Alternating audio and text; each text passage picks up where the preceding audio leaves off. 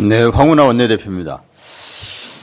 영토를 잃은 민족은 재생할 수 있어도 역사를 잃은 민족은 재생할 수 없다.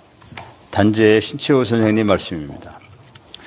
윤석열 정권은 지난 2년간 경제도, 외교도, 민주주의도 이미 심각하게 망가뜨렸습니다. 그런데 나라를 망가뜨리는 것만으로는 성이 안 찼는지 대한민국을 재생할 수 없는 나라로 만들 작정인가 봅니다. 일제시대에는 우리 국민은 없고 일본 신민만 있었다고 주장한 김형석 교수를 독립기념관장으로 임명했습니다. 독립기념관은 1982년 일본 역사교과서 왜곡에 분노한 국민 성금으로 건립됐습니다. 모금액이 706억 원, 정부 지원은 246억 원이었습니다. 일본의 역사 왜곡에 맞서 국민 손으로 건립한 독립기념관에 친일 정권이 오물을 뿌리는 형국입니다. 1982년 국민 공분을 일으킨 일본의 역사 왜곡을 한번 살펴보겠습니다. 한국 침략을 진출이라고 표현합니다. 외교권 박탈과 내정 장악은 접수라고 했습니다. 토지 약탈은 토지 소유권 확인, 관유지 접수로 합리화합니다. 독립운동 탄압은 치안 유지 도모라며 식민 지배를 정당화합니다. 일본의 역사 왜곡은 한국 뉴라이트들의 시각과 완벽하게 일치합니다. 일본의 역사 왜곡에 반대하며 건립한 독립기념관장으로 뉴라이트 역사 왜곡의 앞잡이를 앉히는 것은 국민에 대한 모욕이고 민족에 대한 만행입니다. 김형석 씨는 친일 인명 사전에 대해 친일 행위자의 역사적 공과를 따지지 않고 친일 행위와 반민족 행위를 동일시하는 우를 범했다고 했습니다. 1945년 8월 15일은 광복절이 아니라고 주장합니다. 1948년에 대한민국이 시작됐다면서 3.1운동과 임시정부의 법통을 잇는다는 헌법 정신을 부정합니다. 백선엽 전 육군참모총장의 친일 논란이 일자 백 전 총장을 옹호했습니다. 홍범도 장군 흉상을 육사에서 치워야 한다고도 주장했습니다. 일제시대는 나라가 없었기 때문에 우리 국민은 일본 신민이었다고 말했습니다. 독립운동이 치안유지라는 일본의 역사 왜곡의 완전한 판박이입니다. 이종찬 광복회장은 이번 독립기념관장 인사를 반역사적이고 반헌법적인 언어도단 사태라고 규정했습니다. 전적으로 맞는 말씀입니다. 김형석 교수를 독립기념관장으로 임명한 것 자체가 헌법 파괴입니다. 탄핵 심판은 단순히 대통령의 과거 행위의 위법과 파면 여부만을 판단하는 것이 아니라 미래 대한민국이 지향해야 할 헌법적 가치와 질서의 규범적 표준을 설정하는 것이기도 하다. 박근혜 탄핵 결정문의 결론 부분입니다.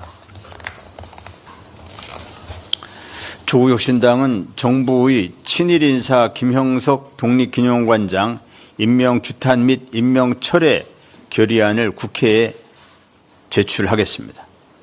국회의 임명 철회 요구에도 불구하고 윤석열 대통령이 김형석 씨를 독립기념관장으로 계속 눌러앉힌다면 이것은 명백한 탄핵 사유입니다.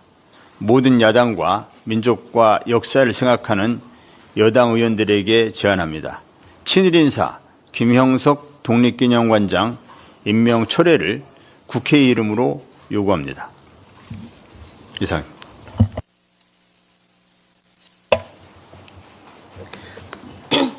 최고위원 김선민입니다. 발언에 앞서 두 건의 안타까운 죽음에 대해 명복을 기울이겠습니다. 김건희 여사의 명품 가방 수수 의혹 사건을 조사 지휘하다가 스스로 생을 버려야 했던 국민권익위원회 국장님의 명복을 빕니다. 더 빠르게 더 강하게 정치적 상황을 타개하지 못한 점 국회의원으로서 사죄의 말씀드립니다. 그리고 같은 상황으로 고통받고 있는 다른 공무원들에게는 조금 더 버티면 터널 끝이 나올 것이라는 작은 희망의 말씀을 드립니다. 저희 조국혁신당이 배전의 노력을 기울이겠습니다. 오늘 아침 또 다른 안타까운 죽음의 소식이 도착했습니다. 9일 오전 2시 3분께 서울 지하철 1호선 구로역에서 선로 점검 차량과 작업 차량이 부딪히는 사고가 발생해 30대 남성 직원 2명이 끝내 목숨을 잃는 안타까운 일이 있었습니다. 두 분의 명복을 빕니다. 일하다가 죽는 목숨은 없기를 그렇게 바라건만 사건은 끊이지 않고 있습니다. 안전한 환경에서 일할 권리를 위해 조국혁신당이 앞장서겠습니다. 자, 이제 오늘 준비한 발언을 말씀드리겠습니다. 세계 시민들을 향해 그토록 자랑스럽던 대한민국의 위상이 곳곳에서 추락하고 있습니다. 의료 분야도 마찬가지입니다. 코로나19가 최근 급격히 증가하고 있습니다. 질병관리청이 발표한 자료에 따르면 코로나19로 입원한 환자 수가 7월 첫 주 91명에서 8월 첫 주 861명으로 한 달 만에 9배가 넘게 늘었습니다. 병원 상황도 심각합니다. 코로나19 환자가 주로 이용했던 음압격리 병동을 닫았던 병원들이 2, 3주 전부터 다시 음압격리 병상을 가동하기 시작했고 인공호흡기 치료를 받는 중환자실 격리 병상에도 환자가 끊이지 않고 들어오고 있습니다. 정부가 코로나19 엔데믹을 선언한 뒤 1,000원대까지 내려갔던 자가검사 키트 가격이 4,000원대까지 올랐습니다. 국민들은 주위에서 코로나19 환자들이 늘어나는 것을 체감하고 걱정이 많으십니다. 갑자기 집안 어르신이 코로나가 의심되면 어디로 가야 합니까? 우리는 각자 도생해야 합니까? 3, 4년 전 코로나 대응을 잘하는 것으로 세계의 위용을 떨쳤던 대한민국, 그 나라가 맞습니까? 이게 같은 나라입니까? 보건복지부 홈페이지에는 코로나19 위기 단계 경계 유지를 알리는 내용의 지난해 2023년 12월 15일자 보도자료 이후에 어떠한 권고도 공개된 것이 없습니다. 지난 8월 1일 한덕수 국무총리 주재로 열린 국정현안 관계장관 회의에서 코로나19 증가세에 대한 언급이 있었지만 신규 백신 접종은 10월이 되어서야 시작하겠다고 합니다. 심지어 질병관리청 관계자는 언론과의 인터뷰에서 재작년에도 작년에도 여름에 코로나19 환자가 증가했다며 담당 공무원이 맞는지 의심스러울 정도로 안일함을 보이고 있습니다. 최소한 고령자와 고위험군이 모여있는 병원, 요양원 등 집단시설에 대한 집중감시라도 당장 시작해야 합니다. 더 확산하지 않도록 증상이 있는 경우 마스크 착용도 강력하게 권고해야 합니다. 이것이 국가입니다. 지금 추세대로 코로나19로 인한 중환자가 증가할 경우 의료 대란으로 위기에 처한 병원들은 그야말로 감당 불가입니다. 정부는 손을 놓고 있습니다. 무정부 상태라는 것이 이런 상황을 두고 하는 말입니다. 윤석열 대통령은 휴가지에서 술만 마시지 말고 제발 국민의 건강과 목숨에 관심을 기울이기를 강력하게 요청합니다. 감사합니다. 최고위원 황명필입니다. 먼저 김건희 여사 명품 가방 수수 사건의 조사 실무를 총괄했던 권익위 부패방지국장 직무대리께 조의를 표합니다. 황망한 슬픔에 억장이 무너지신 가족께도 위로의 마음을 전합니다. 어떤 위로의 말도 도움되지 않을 것이고 오직 사필 규정의 결과만이 유족들께 위안이 될 것입니다. 저희 조국혁신당은 관련자가 처벌되고 김 국장께서 염원하던 정의가 실현되도록 행동하겠다는 마음을 담아 오늘 검은 넥타이와 검은 옷으로 최고위 회의에 임합니다. 반드시 진상을 밝히고 관련자들이 처벌받을 수 있도록 싸우겠습니다. 권익위 수뇌부의 강요와 직권남용이 양심적인 공무원의 생명을 앗아갔습니다. 권익위는 지난 6월 10일 김건희 여사의 명품백 수수 사건을 위방사항 없음으로 종결 처리했습니다. 정승윤 권익위 부위원장은 당시 청탁금지법상 공직자 배우자에 대한 제재 규정이 없기 때문에 종결 결정했다는 전원위원회 의결 결과를 발표했습니다. 그런데 권익위는 2017년 배포한 누리집에서 공직자 배우자의 금품 수수는 청탁금지법 제재 대상은 아니지만 특정범죄 가중처벌법상 알선수재와 변호사법 위반으로 처벌받을 수 있다고 밝힌 바 있습니다.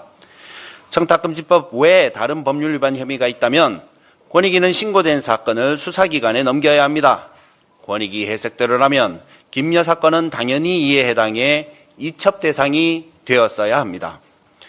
권익위 스스로가 발표했던 내용을 정면으로 뒤집는 결과 발표에 대해 지각이 있고 양심이 있는 담당자라면 당연히 힘들 수밖에 없었을 것입니다.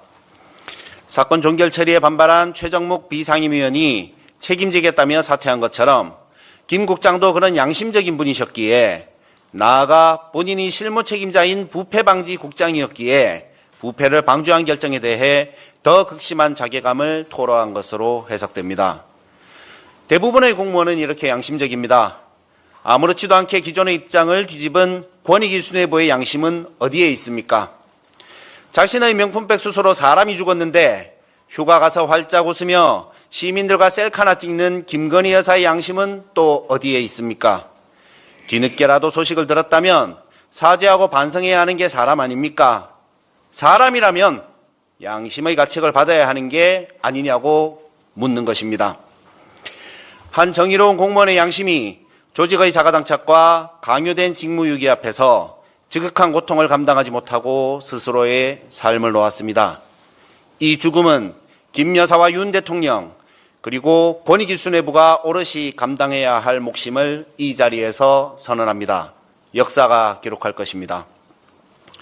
노무현 대통령이 서가셨을 때 영국의 더 타임즈는 이런 논평을 냈습니다. 진정으로 부패한 자는 부패와 함께 살아갈 수 있다. 그러나 노 대통령은 그가 잘못을 저질렀다는 사실을 가지고는 살아갈 수 없는 개혁운동가였다. 범죄자들은 범죄를 가지고 살아갈 수 있다. 하지만 그는 정직한 사람이었다. 노무현 대통령은 본인의 잘못이 아닌 것도 짊어지고 가실 정도로 양심적이었습니다. 그러나 그를 죽음으로 몰아넣은 검찰들은 반성을 모릅니다. 김 직무대행께서도 권력 앞에서 본인의 직무를 다하지 못한 것을 괴로워하며 삶을 포기할 정도로 양심적이었습니다. 그러나 김 여사와 권익위 수뇌부처럼 양심 없는 이들은 잘못을 저지르고도 반성을 모릅니다. 이래서는 안 됩니다. 사회 구성원이 지켜야 할 공통의 도덕적 가치관이 무너지면 그 사회는 붕괴합니다. 저자들이 원래 그렇지 뭐 할 게 아니라 공동체를 유지하기 위해 바로잡아야 합니다. 반성하지 않는 이들을 처벌하여 그 일이 잘못이었음을 천명해야 공직기강을 세우고 재발을 방지할 수 있습니다. 조국혁신당이 그 일에 앞장서겠습니다. 다시 한번 고인의 명복을 빕니다.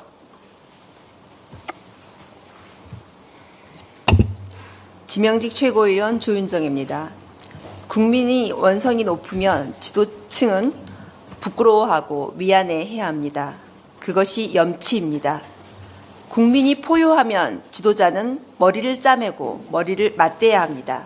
그것이 능력입니다. 가진 자는 배고픔을 모릅니다.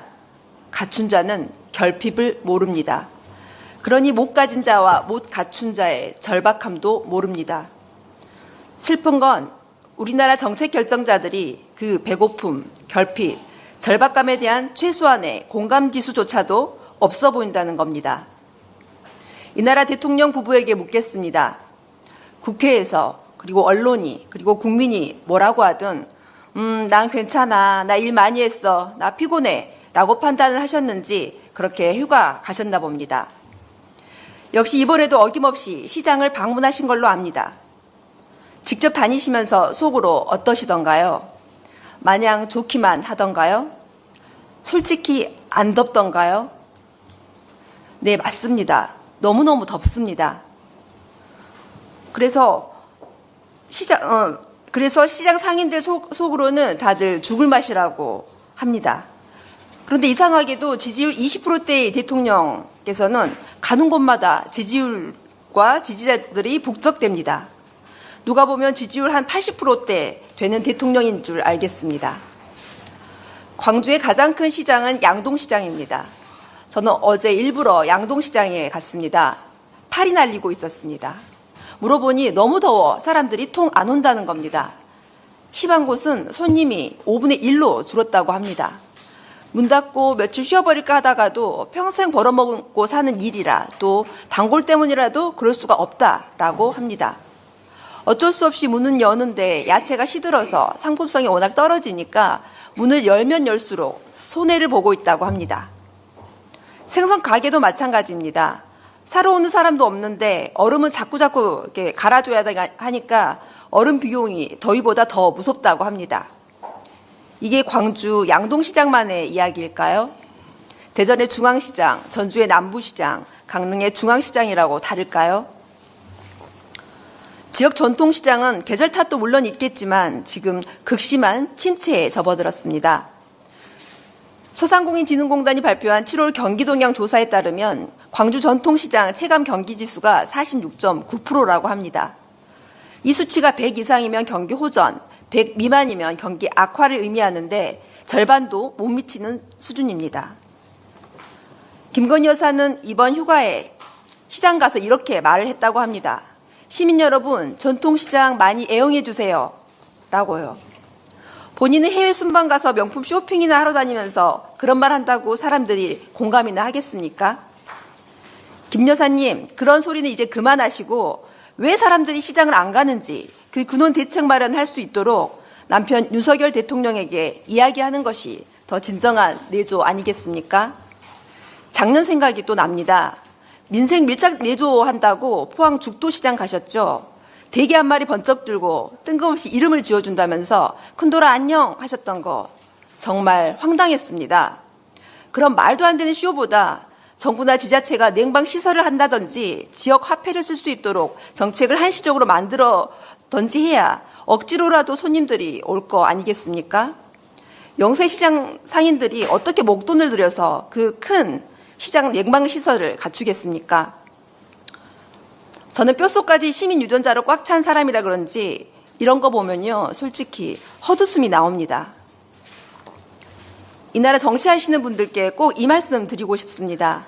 왜 이 나라 정치인들은 선거 때만 되면 제일 먼저 찾아가는 곳이 시장이고 그 다음 수수는 먹방 쇼고 그 다음에 장보고 그 다음에 악수하고 그렇게 친한 척하면서 그런 근본적인 문제들에 대해서는 눈 감고 모른 척 하는지 모르겠습니다. 전국의 시장 상인 여러분, 앞으로 정치인들 일 안 하면요 못 오게 하십시오.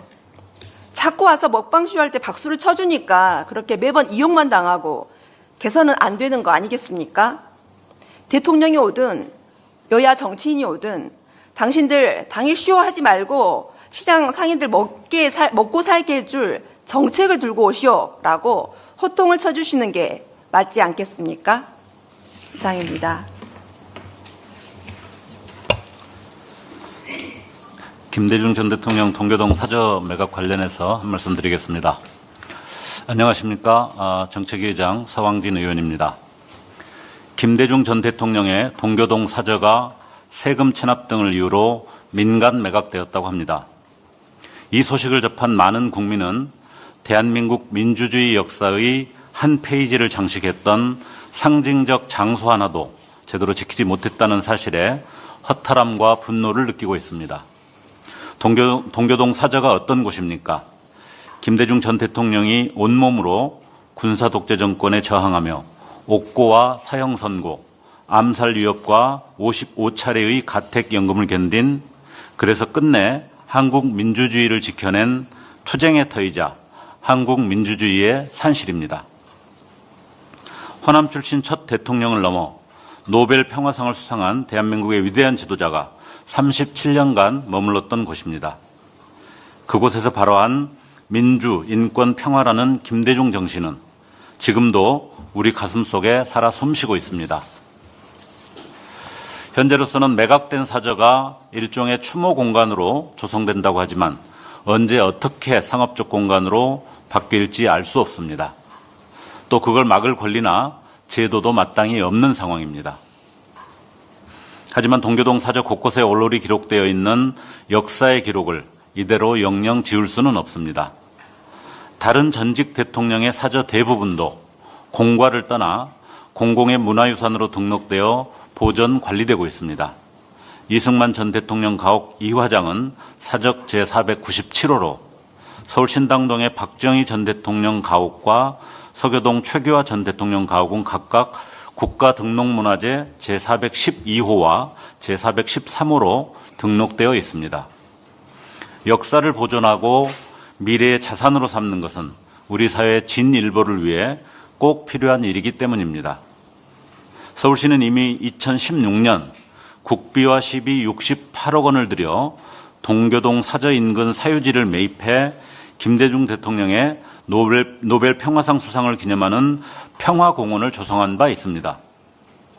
동교동 사저도 함께 역사 문화의 현장으로 등록되어 보존된다면 서울 시민은 광화문 광장의 100m 태극기 개양대가 아니어도 민주주의와 인권, 평화와 역사가 살아 숨쉬는 도시 서울의 시민으로서 큰 자긍심을 가지게 될 것입니다.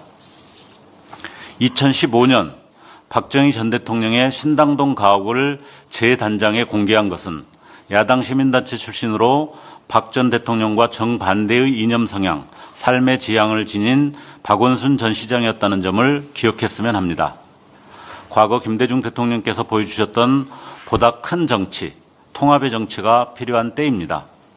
정부와 서울시가 대승적 차원에서 사저 매입 후 기념관 조성 등 적극적인 방안을 강구할 것을 촉구합니다. 정치권 또한 늦었지만 국민과 함께 사회적 합의와 지혜를 모아 과거 동교동 사저에서 시작되었던 김대중 대통령의 민주주의와 인권, 평화의 정신을 온전히 보존하고 계승하는 방안을 찾아 나가야 할 것입니다. 조국혁신당도 적극 함께하겠습니다. 감사합니다. 네, 이상 공개 발언을 마치겠습니다. 수고하셨습니다.